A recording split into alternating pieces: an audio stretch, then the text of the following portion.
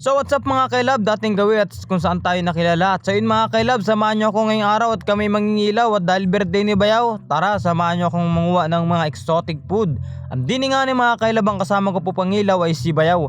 At kitang kita nyo naman, una pala ngayon nakadali na agad kita. At ang tawag po sa nahuli namin ay kuro, kung sa inyo ay kuro, sa amin ay kagakab. At ayan mga kailab, kami nakakadalawa na dyan at talaga naman sabi ko insurance na to.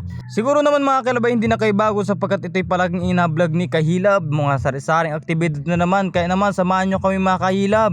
Talaga namang unang-una pa lang ay talagang kayo mag-enjoy sapagkat anong dami na naming nahuli dyan mga kailab. Mga kagakab, hipon. At dini nga ni mga kailab, napapansin nyo nakubad na si Bayaw at sinisid niya yung kagakab na napakalaki.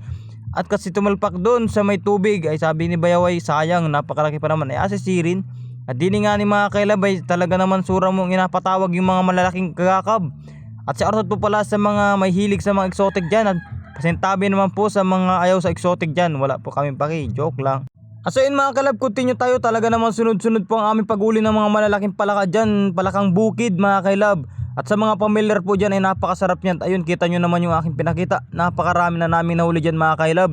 Pati mga hipon po ay nagalabasan, anong lalaki. Nasaktuhan po kasi namin mga kailab na yung panahon niya ay bilog ang buwan. Wala po palang buwan. At kaya naman yung mga malaking hayop ay nagalabasan.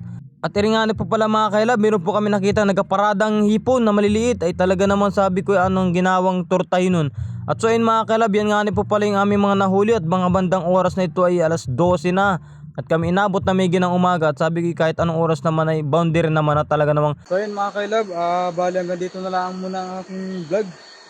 At so yun, pauwi na kami ni Bayaw. At ito yung nahuli namin, oh. Napakarami. Birthday po pala ni Bayaw bukas. So tayo ng oras natin ngayon ay mawa na 12 ano? 12:31 mga kailab. Ilang kilo? Mga kailab, oh.